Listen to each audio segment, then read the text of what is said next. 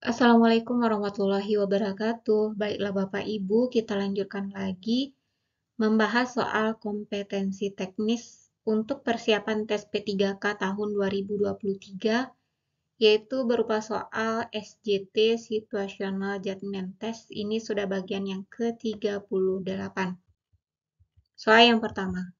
Sekolah wajib menyediakan lingkungan yang ramah bagi siswa agar perbedaan yang melekat pada pribadi siswa tidak menjadi penghalang dalam pelayanan. Untuk membangun kondisi yang demikian, maka tugas guru adalah A. Datang ke sekolah sebelum jam pelajaran, B. Mengajar mata pelajaran dengan baik, C. Membangun semangat kekeluargaan, D. Melengkapi sarana dalam pembelajaran, E. Siswa diistimewakan perlakuannya. Dari sini konteksnya tadi adalah menyediakan lingkungan yang ramah bagi siswa agar perbedaan yang melekat pada pribadi siswa tidak menjadi penghalang dalam pelayanan. Dan bagaimana caranya? Yaitu membangun semangat kekeluargaan. Jawabannya adalah C. Soal kedua, ketika Anda mengajar di sebuah kelas, ada siswa yang izin untuk tidak mengikuti pelajaran karena sakit. Siswa tersebut menuju ruang UKS untuk istirahat. Namun, kenyataannya siswa tersebut tidaklah sakit. Dia berbohong karena belum mengerjakan pekerjaan rumah. Sikap Anda sebaiknya adalah A. Memanggil orang tuanya dan tidak memberikan nilai. B. Memberikan nasihat terlebih dahulu agar tidak mengulangi perbuatannya. C. Memberikan hukuman yang berat karena sudah berani berbohong. D. Introspeksi diri terlebih dahulu apakah PR yang diberikan terlalu banyak. E. Menanyakan alasan mengapa dia berbohong terlebih dahulu sebelum memutuskan tindakan yang akan dilakukan sebagai konsekuensinya. Dan mengatasi permasalahan-permasalahan yang berkaitan dengan siswa, kita tidak boleh langsung atau tiba-tiba saja memberikan hukuman, apalagi itu hukuman yang berat. Yang paling tepat itu adalah kita tanyakan alasan mengapa dia berbohong. Jadi anak itu pasti punya alasan mengapa dia berbohong, pura-pura sakit, istirahat di UKS. Kemudian alasannya tadi karena belum mengerjakan PR. Nah, bisa digali lagi kenapa dia bisa tidak mengerjakan PR.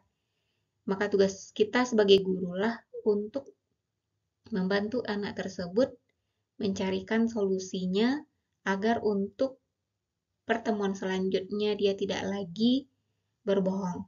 Jadi jawabannya adalah E. Tanyakan alasan mengapa dia berbohong terlebih dahulu sebelum memutuskan tindakan yang akan dilakukan sebagai konsekuensinya. Soal ketiga, saat ini ASN seringkali mengisi laporan secara online, sedangkan Anda kurang menguasai teknologi. Apa yang Anda lakukan? A. Belajar untuk menyelesaikan diri dengan laporan online walaupun masih sering melakukan kesalahan. B. Meminta bantuan teman untuk melaporkan laporan secara online. C. Meminta kebijakan dari atasan untuk membuat laporan dengan manual saja. D. Saya akan membuat laporan manual saja, yang penting ada laporan. E. Menurut saya, laporan secara online ini tidak berpengaruh terhadap efisiensi kinerja pegawai. Nah, jadi akhir-akhir ini segala sesuatunya itu ada online. Data guru, kemudian laporan-laporan itu online. Nah, bagaimana kalau kita kurang menguasai teknologi? Maka yang tepat itu adalah kita belajar untuk menyesuaikan diri dengan laporan online walaupun masih sering melakukan kesalahan. Kalau tidak, kita akan jauh tertinggal. Yang B, meminta bantuan teman. Ini juga benar, tetapi sampai kapan kita akan terus minta bantuan teman?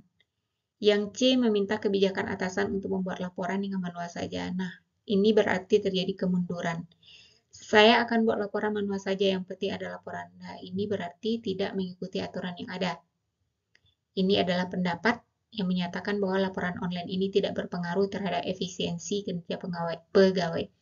Ini justru lebih efisien. Segera laporan yang online itu lebih efisien dan juga menghemat kertas.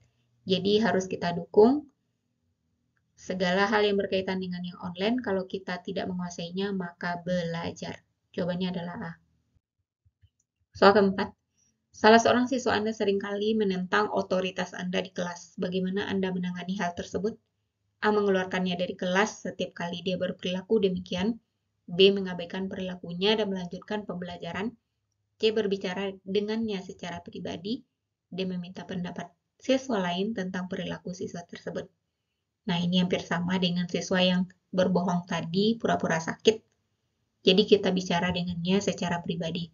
Apa alasannya selalu menentang otoritas kita, kemudian kita bersama dengan siswa tersebut mencarikan solusi jalan yang terbaik sehingga dia bisa bersikap baik ke depannya. Soal kelima, hari ini guru yang bertugas memberikan pembelajaran tambahan sepulang sekolah tidak bisa hadir karena sakit. Siswa sangat butuh pembelajaran tambahan untuk persiapan ujian. Anda ditugaskan untuk menggantikannya, maka sikap Anda adalah A. Melakukan diskusi kelompok untuk membahas masalah yang berkaitan dengan materi belajar tambahan. B. Memberi saran kepada siswa untuk belajar mandiri di kelas dengan tertib. C. Cukup memberi soal latihan kepada siswa tanpa membahas soal tersebut.